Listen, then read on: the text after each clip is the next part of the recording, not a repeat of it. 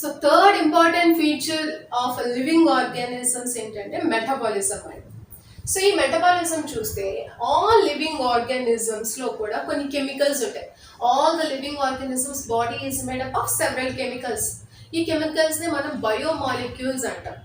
So ఈ biomolecules అనేవి కాన్స్టెంట్గా మన బాడీలో సింథసైజ్ అవుతూ ఉంటాయి. కొన్ని బయోమాలిక్యూల్స్ అనేవి బ్రేక్ డౌన్ అవుతూ ఉంటాయి. అంటే సెవరల్ కెమికల్ రియాక్షన్స్ అనేవి కాన్స్టెంట్గా జరుగుతూనే ఉంటాయండి.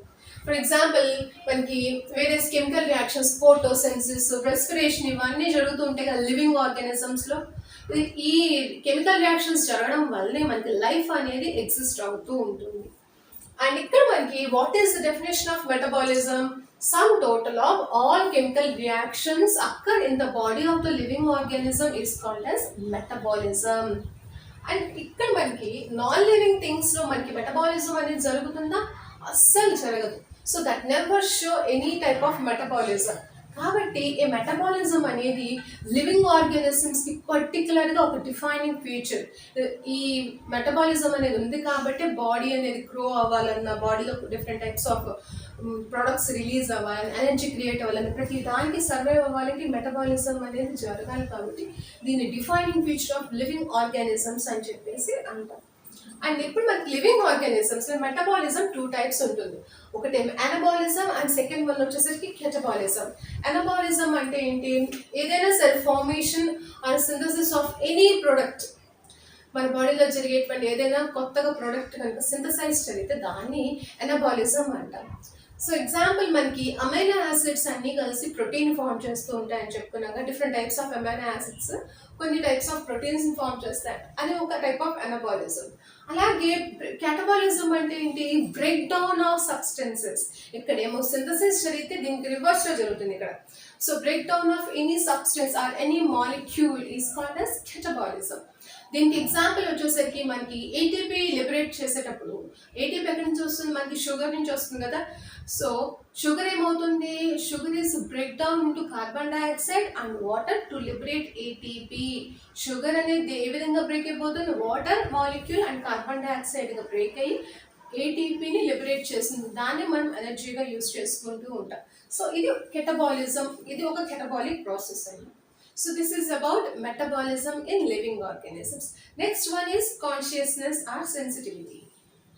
So last property living organisms last property is consciousness. So what is consciousness? Living organisms, they were able to detect the changes, that is sense their surroundings and respond according to it. What we మనం sensitivity అంటాం. Sensitivity అంటే living ఆర్గానిజమ్స్లో చుట్టూ ఉన్నటువంటి చేంజెస్ని identify చేసి దానికి తగినట్లుగా అది behave చేస్తూ ఉంటుంది, రెస్పాండ్ అవుతుంది. దాన్ని ఏమంటాం? సెన్సిటివిటీ అంటాం. So sensitivity can be defined as ability to detect the changes in environment and respond according to it. సెన్సిటివిటీని ఎలా డిఫైన్ చేయొచ్చు? Ability of living organisms to ability to detect the living organisms which is happening around it and respond according to it. It is called as sensitivity.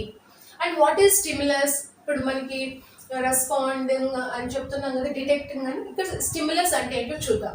ఇప్పుడు మనకి కొన్ని changes అనేవి మన body detect చేస్తూ ఉంటుంది కదా. So that can be detected. ఆ చేంజెస్ని మనం స్టిమ్యులస్ అంటాం. మన సరౌండింగ్లో జరిగేటువంటి ఏదైనా సరే కొన్ని చేంజెస్ని మన బాడీ డిటెక్ట్ చేస్తుంది. సో వాటిని మనం స్టిమ్యులస్ అంటాం. సో మనకి ఫర్ ఎగ్జాంపుల్ మనకి సమ్మర్లో బాగా హీట్ ఉన్నప్పుడు మన బాడీ స్వెట్ అనేది స్టార్ట్ అవుతుంది. That is one type of stimulus. Stimulus అనేది హీట్ అనేది స్టిమ్యులస్గా వెళ్ళినప్పుడు మన బాడీ వెంటనే ఏం చేస్తుంది? దాన్ని కూల్ చేయడం కోసం స్వెట్ని రిలీజ్ చేస్తుంది. That is a response shown by the living organism. అలాగే మనకి డిఫరెంట్ టైప్స్ ఆఫ్ స్టిమ్యులస్ అనేవి ఉంటాయి. Physical stimuli, chemical stimuli. So physical stimuli అంటే ఏంటి? Light intensity, sound, photo period, changes in the temperature, ఇవన్నీ కూడా ఫిజికల్ స్టిమ్యులై కింద వస్తాయి. అండ్ కెమికల్ స్టిమ్యులై అంటే యాసిడ్స్, పొల్యూటెంట్స్, ఇవన్నీ కూడా కెమికల్ స్టిమ్యులై కింద వస్తాయండి. సో ప్రతి లివింగ్ ఆర్గానిజం కూడా ఏం చేస్తుంది? that can detect the changes in its environment and according to it can show the response. So దాని చుట్టూ జరుగుతున్నటువంటి చేంజెస్ ఐడెంటిఫై చేసి రెస్పాండ్ చేసే కెపాసిటీ ఎవ్రీ లివింగ్ ఆర్గానిజంకి ఉంటుంది. ఫర్ ఎగ్జాంపుల్ మనం టచ్ మీ నాట్ ప్లాంట్ని టచ్ చేస్తే ఏమవుతుంది? మైమోజా అంటాం కదా, మైమోజా ప్యూడికా. దాన్ని టచ్ చేసినప్పుడు ఏమవుతుంది, ఇట్ షోస్ వెన్ స్టిమ్యులస్ ఏంటి, దానికి టచ్ అనేది ఒక స్టిమ్యులస్ వెళ్ళింది. సో వెంటనే ఏం చేస్తుంది, ఇట్ ఫోల్డ్స్ ఇట్స్ లీవ్స్. అది చూపించే రెస్పాన్స్ ఏంటి, ఫోల్డింగ్ ఆఫ్ లీవ్స్ అని. అలాగే మనం we throw any stone on the dog మీద రాయి వేసినప్పుడు అదేం చేస్తుంది, పెయిన్ ఫీల్ అవుతుంది. సో ఆ స్టిమ్యులస్ ఫీల్ అయిన వెంటనే అది రెస్పాండ్ అవుతుంది కదా, ఏం చేస్తుంది, స్టార్ట్స్ బార్కింగ్. అలాగే బ్లూమింగ్ ఆఫ్ ఫ్లవర్స్, కొన్ని ఫ్లవర్స్ డే టైంలో బ్లూమింగ్ చూపిస్తూ ఉంటాయి, కొన్ని వచ్చేసరికి నైట్ టైంలో బ్లూమింగ్ అనేది చూపిస్తూ ఉంటాయి. అలాగే సన్ఫ్లవర్ ఏం చేస్తుంది, sunflower it shows moment towards the moment of the sun ఎటువైపు వెళ్తే దాని యొక్క మూమెంట్ కూడా అట్లా చూపిస్తూ ఉంటుంది కదా. సో ఇవన్నీ కూడా రెస్పాన్స్. అలాగే కొన్ని సీజనల్ బ్రీడర్స్ ఉంటాయి, కొన్ని పర్టికులర్ సీజన్స్లో మాత్రమే బ్రీడ్ చేస్తూ ఉంటారు, లైక్ ఆటమ్ సీజన్లో, రైనీ సీజన్లో, సోయాబీన్, రాడిష్. అలాగే animals like sheep, goat, horse, ఇవన్నీ కూడా ఒక పర్టికులర్ సీజన్లో మాత్రమే అవి రీప్రొడక్షన్ అనేది చేస్తుంటాయి. వాటిని సీజనల్ బ్రీడర్స్ అంటారు. ఇక్కడ ఏమవుతుందంటే వాటికి రీప్రొడక్టివ్ బిహేవియర్ అనేది according to the length availability of light, day టైంలో ఉండేటువంటి లైట్ అవైలబిలిటీని బేస్ చేసుకొని దానికి రీప్రొడక్టివ్ బిహేవియర్ అనేది మారిపోతుంది. దాన్ని మనం ఫోటో పీరియడ్ అంటాం. నెక్స్ట్ ఈ ప్లాంట్స్ చూస్తే, ప్లాంట్స్ కొన్ని ఎక్స్టర్నల్ ఫ్యాక్టర్స్కి సెన్సిటివ్గా ఉంటాయి, like temperature, water, light, pollutants. వాటిని బేస్ చేసుకొని వాటి యొక్క గ్రోత్ అనేది డిపెండ్ అవుతూ ఉంటుంది. అండ్ మోస్ట్లీ అన్ని లివింగ్ ఆర్గానిజమ్స్లో కల్లా కూడా highly cautious, self cautious organism ఏంటి, హ్యూమన్ బీయింగ్స్. సో హ్యూమన్ బీయింగ్స్కి చాలా ఎక్కువ కాషియస్గా ఉంటాం. సో మనకి చుట్టూ ఉన్నటువంటి ఎన్విరాన్మెంట్ని బేస్ చేసుకొని మన మైండ్ అనేది వర్క్ చేస్తూ ఉంటుంది కదా. How to walk, how to talk, how to behave, how to dressing, everything అనేది మనకి ఎక్కువగా రిమైనింగ్ ఆల్ లివింగ్ ఆర్గానిజమ్స్తో కంపేర్ చేస్తే హ్యూమన్ బీయింగ్కి చాలా ఇంకా కాన్షియస్నెస్ అనేది ఎక్కువగా ఉంటుంది human బీయింగ్స్కి.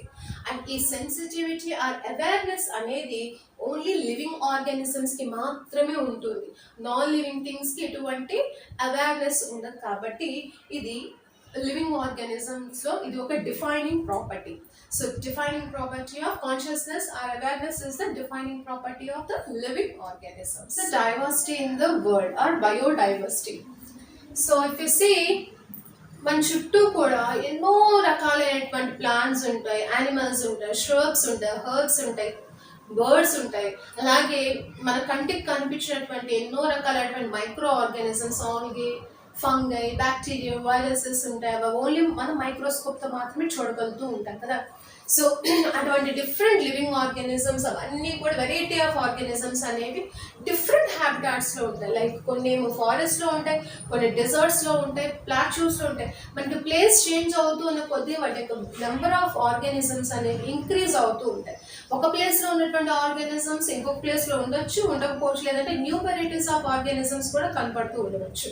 So all living organisms, ఈ ఎర్త్ మీద ఉన్నటువంటి లివింగ్ ఆర్గానిజమ్స్ అన్నిటిని కలిపి మనం ఏమంటాం, బయోడైవర్సిటీ అంటాం. అండ్ ఈ బయోడైవర్సిటీలో ఏమవుతుందంటే the number and kind of organisms on earth at different places and different varieties are found. Right, ఒక్క ప్లేస్లో ఉన్నటువంటి ఆర్గానిజమ్స్ ఇంకొక ప్లేస్లో మనకు కనిపించవు అని చెప్పాం కదా. సో వాటి యొక్క నెంబరు అలాగే వాటి యొక్క వెరైటీస్ అనేవి చేంజ్ అయిపోతూ ఉంటాయి. And place to place diversity differs. So మనకి ఆఫ్రికాలో ఉన్నటువంటి ఆర్గానిజమ్స్ వేరుగా ఉంటాయి, ఇండియాలో ఉండేటువంటి ఆర్గానిజమ్స్ వేరుగా ఉంటాయి, అంటార్క్టికాలో ఉండేటువంటి ఆర్గానిజమ్స్ అనేవి డిఫర్ అవుతూ ఉంటాయి. Each habitat has its own biota. So ఆ హ్యాబిటాట్ అంటే ఏంటి, ప్లేస్. సో ప్రతి ప్లేస్లో కూడా దానికి own kind of living organisms, own kind of biota అనేది ఎగ్జిబిట్ చేస్తూ ఉంటుంది. సో బయోడైవర్సిటీ అనేది ఒక గ్రీక్ వర్డ్ అండి. ఇక్కడ బయోస్ అంటే లైఫ్, డైవర్సిటీ అంటే forms or varieties. So biological diversity అనేది అంటే ఏంటంటే ఇక్కడ is a vast range of species like plants, animals, micro organisms, fungi, algae that was occurring on earth. Earth మీద ఉంటాయి. అవి ఎక్కడ ఉండొచ్చు, ఏదో టెరెస్ట్రియల్ ల్యాండ్ మీద ఉండొచ్చు, లేదంటే వాటర్లో అయినా ఉండొచ్చు.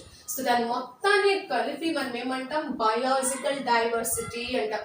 So according to IUCN, international union of conservation of nature and natural resources అంటాం ఫుల్ ఫామ్. సో వీళ్ళు ఐడెంటిఫై చేస్తారు లివింగ్ ఆర్గానిజమ్స్ని.